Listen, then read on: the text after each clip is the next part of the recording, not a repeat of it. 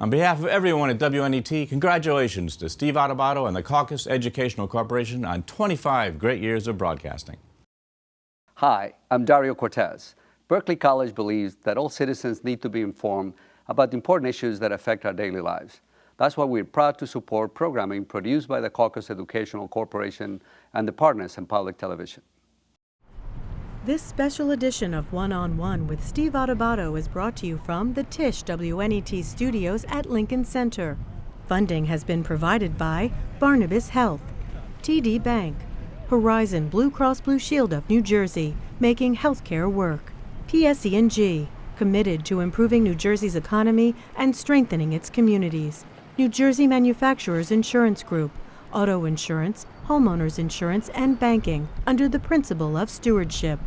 Roche, the law firm of GIBBONS PC, and by the New Jersey Education Association, working for great public schools for every child. Promotional support provided by the Star Ledger and NJ.com, Everything Jersey, and by the New Jersey Business and Industry Association and its monthly magazine, New Jersey Business. This is One-on-One. When you first heard that they were doing Charlie Rose and Gayle King, didn't you go, what? People like laughing at others, so I don't mind if the other is me. See, you go right into the character. That's what it is. I'm bringing families together a half an hour each week. Man, I'm doing something special. And so I do feel successful.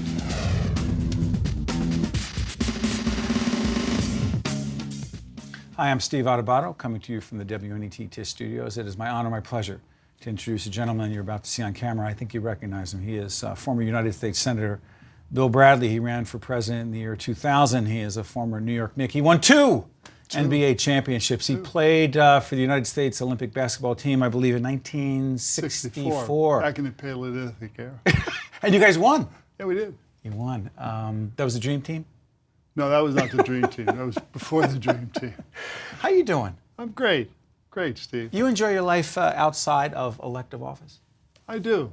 I have a very full life. I work at Allen & Company, which is a small merchant bank. I have a radio show on Sirius called American Voices. People ask me, what do I miss about not being in politics? I really miss two things. One, I miss public policy, not doing it 24 hours a day.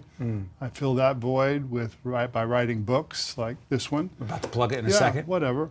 And I also miss the people in all their shapes and all their hopes and dreams. And I plug into people with my show on Sirius called American Voices.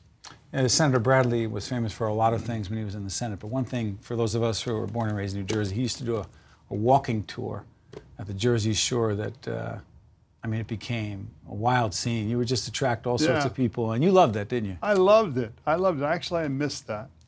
And I missed the people, that's what I say. Yeah. Yeah, we started at Cape May and ended up at Sandy Hook. It was a week of walking. You didn't walk every foot of the beach, but you walked in every town.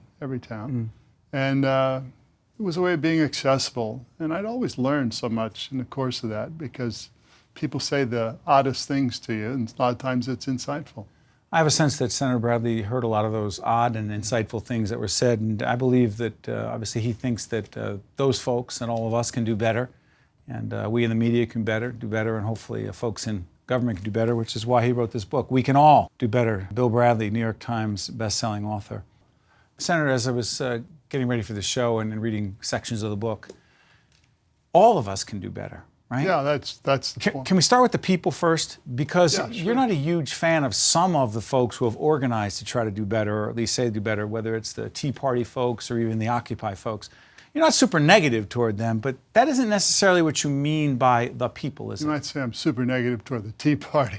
Yeah. And by the way, that's another. That isn't what you mean by doing better, is it? You know, you look at the problems in Washington. Obviously, Washington can do better. Look at the problems in the world. We can do better. But by saying this, I was saying what Lincoln said. In the Civil War, the country's been at war for about a year. The North's not doing well. He gives a second State of the Union message, and he says, it's not can any of us imagine better, but can we all do better? And when that comes to a personal level, you take care of your body. You take care of your body, you cost the healthcare system more. If you're a student, you actually spend time learning, which put you in good shape for the next 30 or 40 years. So we can all do better, and we have to reach into ourselves and find that part that allows us to give our maximum effort and know at the end of the day that we've done our best. It's interesting as you say this. I had a conversation with Governor Christie. Actually, I was telling him that you were coming in the studio, and he was at a town meeting in Paterson, New Jersey, in a church, Baptist church, and they were talking about urban schools. A guy got up and yelled, "Fix our public schools." You, Governor, fix our public schools. And it just struck me in the context of this conversation, because Governor Christie went back and forth with him in that audience. Right. You, Governor, fix our schools. Yeah, sure. It's just interesting in the context of this conversation. Do you get the I think paradox there? Yeah, I do. I think a governor has got to provide leadership, like a senator, right? But ultimately, schools are a function of families, a function of parents, a function of teachers. And it's not something that you fix, like, you fix your bicycle, right? Fix it. Yeah, it's something that belongs to all of us, and unless we all take responsibility for it, it's not going to be as good as it can be. Senator, when you say that to people, when you engage people on your Sirius program, are you still out there speaking all the time, and you say to people, well, hold on, wait a minute. You want me, when you were U.S. Senator or the governor, you say, look, hold on, you have skin in this game. Right. Can they handle the truth? I think that the people can handle the truth. The point is they rarely get the full truth. And few people ask them to sacrifice and ask them to do for all of us what each of us has to do in order to have a better place. Speaking of the truth, let's talk about the truth on tax policy. What do we need to do better on tax policy? Well, I think that the president says he wants tax reform. I think that if you get tax reform, you got to have a president who's committed, Secretary of State who can cut a deal, and you need chairman of the Ways and Means Committee and the Finance Committee who see their political future served by doing tax reform. And, Republicans don't want to raise taxes. They don't like high rates. Democrats want to close loopholes. In '86, we lowered rates and closed loopholes. Right now, what I think we ought to do is we ought to say, okay, let's do tax reform, close loopholes immediately. But if per capita income goes up 5%, 10%, we'll cut the top rate. Or growth goes up, then we'll be able to cut the top rate. There you put everybody's interests in one place. And I think that would give Republicans an excuse to support a bill where there will be immediate tax increases, because the prospect of having a rate cut exists if all of us do better, if per capita income goes up. I mean, keep in mind, per capita income was the same in 2010 as it was in 1996. So people of middle class have been stagnant. Well, if their per capita income is up 10%, I think that they don't care what happens to people who are wealthy. So is President Obama correct? We do this program as we enter the spring in 2013, another fiscal cliff discussion, debate, right? Goes on, not doing better there, I know, Senator. Is the president right, in your opinion, when he says those who are the wealthiest should be paying more? Yeah, I mean, I think one of the principles of tax reform is those who have more should pay more. There's no question about that. I also think another principle should be equal income should pay equal tax. Somebody say that again, equal income? Equal income should pay equal tax. A lot of times you and I make the same income, but I have a loophole, so I pay less tax and you don't. I don't think that's fair.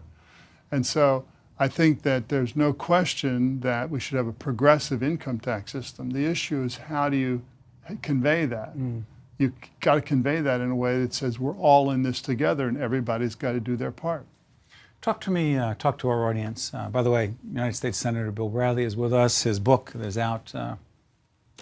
We hope it becomes another bestseller. We can all do better. By the way, you got the quote on the front cover by Howard Schultz, Chairman, President, and Chief Executive Officer from my favorite place to get coffee in the morning, Starbucks. Good to hear. Talk to us about the role of the media. You said a lot of things in the book about the media doing better, or the need for the media to do better. What do we have wrong, most of us? Well, I think, first of all, you're under tremendous pressure of space. You only have a short period of time to say a lot of things about very complicated issues. And I think one of the keys is beyond the capacity of, say, you, because you have a certain limited space. I think the media could do a better job of educating the American people about what's at stake. I mean, take a look at the number of foreign policy stories 15 years ago and today. If it's not about a war, it's not on. And so yet the world is a very complex place. I mean, here we are with, say, Northeast Asia, with the Chinese and Japanese facing off against each other in a very volatile situation that could involve the United States slipping into war with China because of our security treaty with Japan. These are not really discussed in a lot of places, and so the public is kind of absent. They don't understand and they don't know. But it goes back again, Senator, to my question about what the public can handle or not. And when I say the public, it's not a monolithic entity. There are different segments or sectors of the public. The other thing for those of us in the media, and again, I want to believe that those of us who work primarily on the public television side, and our president here at WNET, Neil Shapiro, talks about this a lot, that we try to have a more sustained discussion. I think there's a world of difference between public television and regular television. What do you think it is? I think that you have a charge that you take seriously of serving the public and not simply the advertisers. Or if you're a cable system, you're not playing to your subscribers with however is the most extreme position. I think there is a search for the truth. If you see a lot of programs, this included, on public television. And by the way, in that spirit, you do spend some time on some of the cable shows. You've done some interviews there. For folks who are, I'm not going to say addicted, but they're drawn to whether it's MSNBC or Fox News on a regular basis, and the ideology that they believe they have is reinforced on a regular basis by those stations, or whatever you choose to, wherever you choose to go on the radio, but primarily on the television side. Is there a problem with that?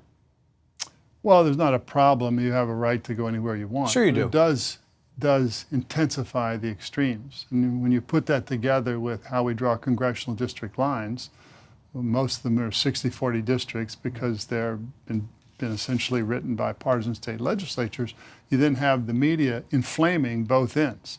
And I think one of the interesting things about this, Steve, is though, why does that happen? And it happens because it's a cable TV operation. And if, say, Fox News didn't do as conservative a job, they might lose subscribers. Or if the cable television system itself says, we're dropping Fox or MSNBC because they're extremes and we want reasoned discussion, the people who are the customers could very well turn off and not subscribe anymore. So there's an economic element to this as well. Before I let you out of here, you think much about the global warming discussion?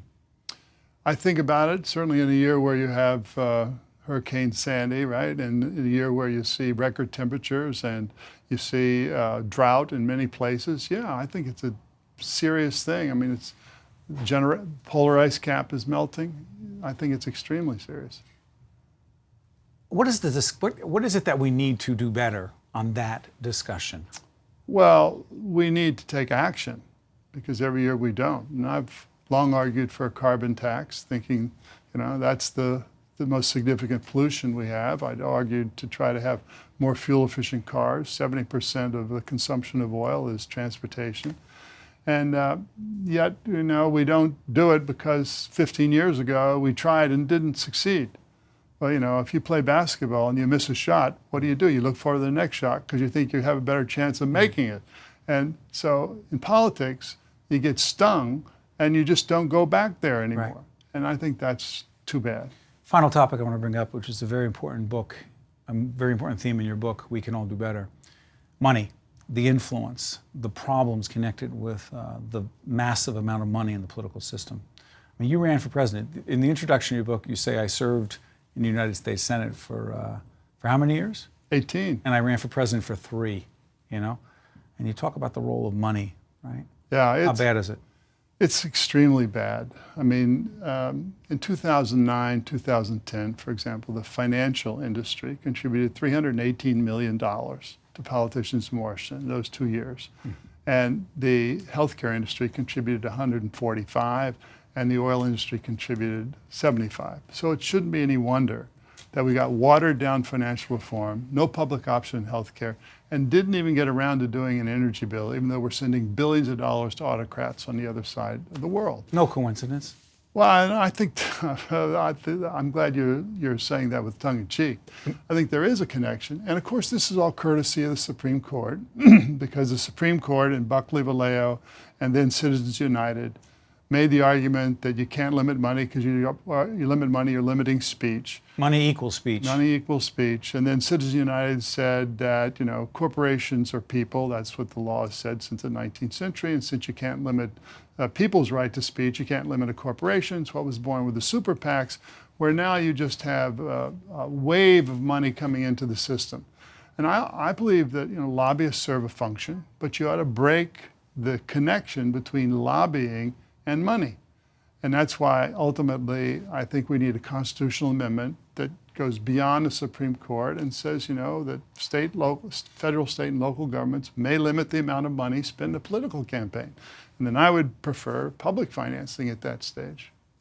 Senator, I want to thank you for honoring us with your presence here at our studio, and encourage everyone to go out and get the book, We Can All Do Better, by Senator Bill Bradley, but more importantly, go out there and try to do better.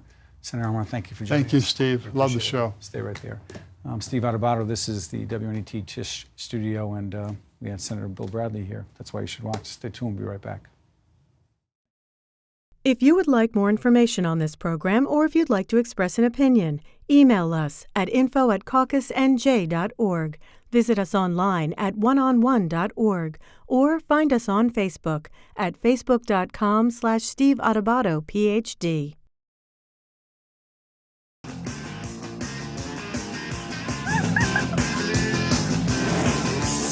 Have you lost your mind?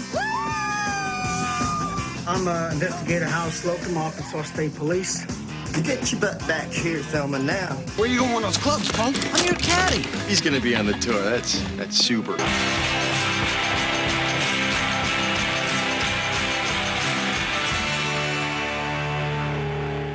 Great. You see him there, you're going to see him on Lucky Guy as well. Christopher McDonald is in Lucky Guy on Broadway. He plays Eddie Hayes, but you just saw him there from Boardwalk Empire and a bunch of other places. Good to see you. How you doing? Steve, living the dream. You are, right? Yeah, really am. And by the way, we just saw, who's that other guy I just saw in Lucky Guy? It's got Tom. The Hanks guy? Tom Hanks. Yeah. How's his career going?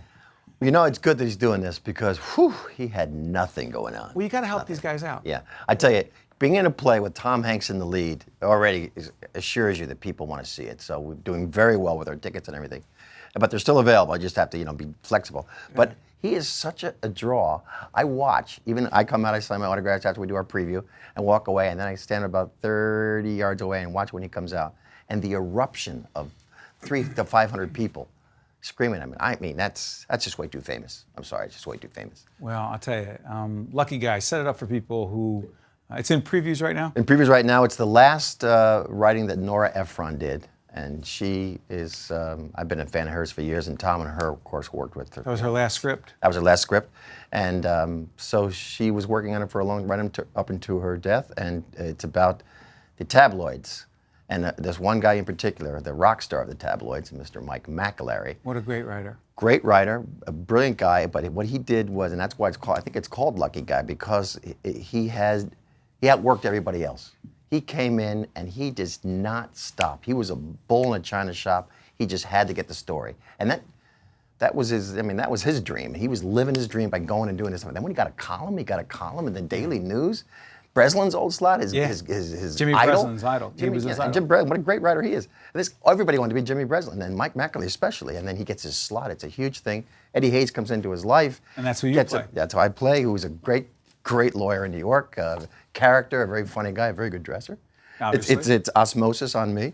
And he is a lot of fun to play him because he's sharp, he's funny, he's from the streets, he's from Queens. Great guy. Anyway, so he and by osmosis, everybody else did very well too, but he took Mike from being just a regular reporter to this superstar guy. He was the highest paid journalist in the world of tabloids, which is a big deal. But he dies at a very, very young age. Unfortunately, he died. He was 41. 41 years old on Christmas Eve, 1998, in colon cancer, yeah. Which was, as tragic as you can get. This guy was in his prime. Yeah, and a big deal in the city. I mean, he had a must-read column. Yeah. And the idea that Nora Ephron, it's funny, we had Nick Pileggi in here, and there's a real connection Nick's there. great, yeah. Nick of was, course. talk about a great writer. Yeah. And it's so interesting that this was her last script, and you guys come together. And by the way, do you have any idea how they got Tom Hanks? Yeah, I think he and Nora had a little bit of connection before that. I think she actually, to be honest with you, she presented to him a long time ago, maybe 3 years ago, and he didn't immediately respond. And then eventually he read it again and went, "Wow, that's kind of great." Yeah. Actually, because she was always working on it, and George C. Wolfe, the director, has been working on it with her for the last several years, and here we go. We have Great cast. It's a terrific cast. Courtney Vance is tremendous. Maura Turney plays Alice, Mike McAlery's wife. And a wonderful, Michael Gaston, terrific actors. Tell folks where they can see it. It's at the Broadhurst Theater, right across from Sardi's on 44th Street, and it's still going gangbusters. We're in previews, like I say, but the people are loving it. They're standing up. It's a beautiful, beautiful performance by Tom Hanks, and we all have a lot. April 1st through June 16th. By the way, we'll be in reruns after that, so you never know if you see after that. So let's talk about your career a little bit. Yeah. The acting bug. When did you get it? I was in Green Eggs and Ham when I was in 3rd grade. You were not. Yes, I was. I was Sam I Am. You were Sam I Am. Sam I Am, yeah. Loved it. You were there? No, you loved it. No, I loved it. I absolutely loved it. So no one had to push you into it? Well, no. I mean, my father was an actor. So we used to take us to New York City all the time. I grew up on the island, and then went upstate. But he used to take Not us Staten Island. No, Long Island. No, Long Island. Just want to clarify. Freeport. Born Freeport. in Manhasset. So, okay. So I loved the island, and we. Because I knew you weren't Italian. Exactly. I'm not saying everyone exactly. is. I'm sorry. That was. I know there are people in Staten Island who were not Italian, but that was unfair of me. But you were out on the island. Yeah. The other island. Yeah, the other island. Yes, and you used to come in. Used to come in to see shows, and so I kind of loved it at that point. And I took my father's advice, and he said, if you're going to do this, you better do it like Hercules and just go at it. Like not unlike Mike McAlery. I mean, you had to really go for it because he had Irish Catholic guy. He had 8 kids. Right. You can't raise 8 kids on a struggling actor's life. So he went into education, a very bright guy, got his doctorate, and was a principal in upstate New York, and great guy. And he lived vicariously through me. So every time I got a little win, a little pepperoni pizza commercial, he'd go, "Hey, we watched." What was your first paid gig? First paid gig was Nightclub Cantata. Got me my equity card back in 1970 something. 77, I believe. What was it? It was a show called Nightclub Cantata. It was a musical. Liz Suedos, right from the Public, won the Obie and went to Boston. And I was there right out of college. From the Public Theater, Joseph Papp? Yeah. Wow. Yeah. Which is where our director's from, too, George C. Wolfe. He worked there for years. So your dad saw that? My dad saw that. And it kind of upset him. I went to college. I went to Hobart College, upstate New York, great school. I was going to be a dentist. I was going to be the doctor in the family. Did you have a passion for dentistry? Not really.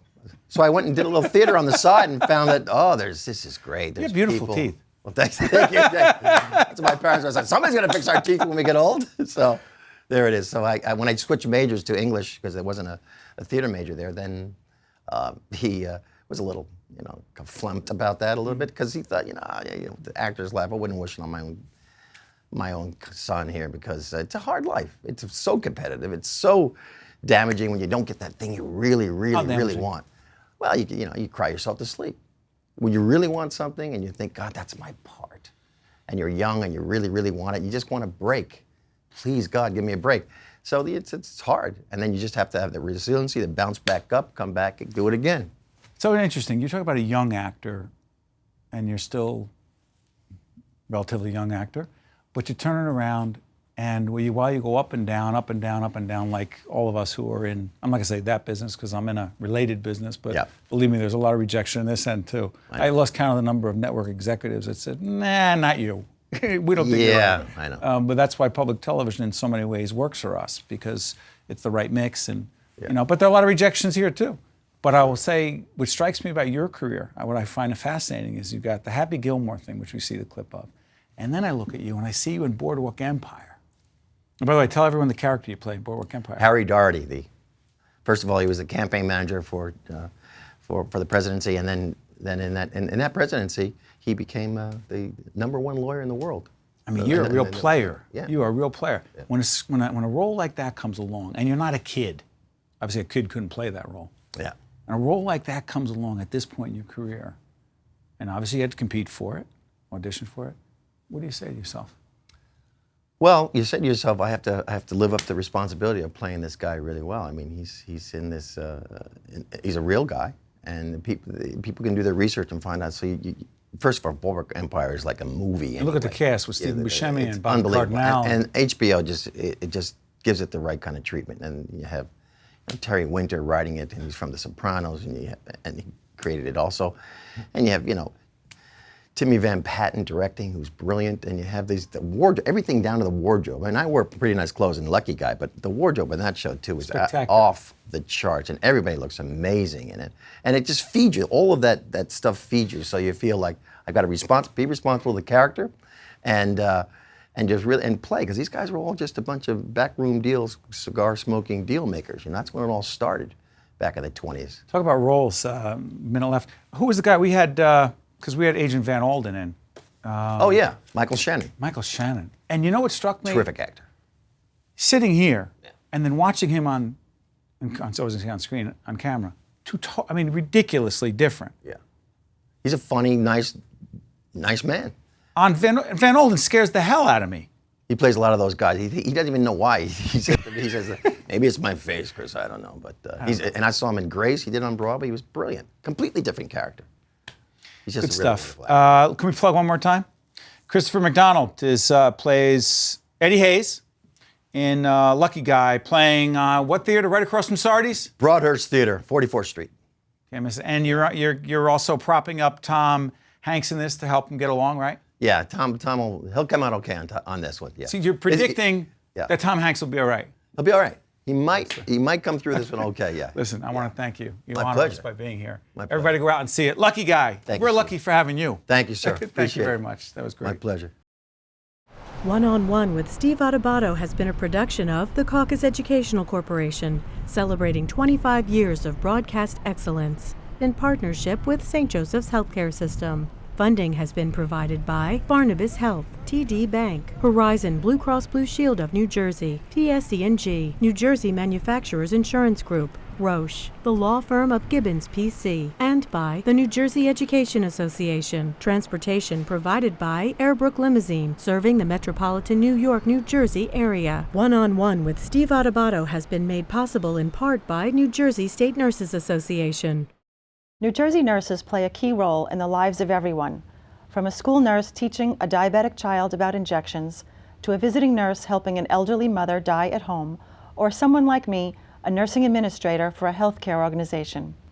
Whatever the role, nurses are there for you, and the New Jersey State Nurses Association has been protecting the practice of nursing and quality patient care since 1902, because caring for you and your families is what is most important to us.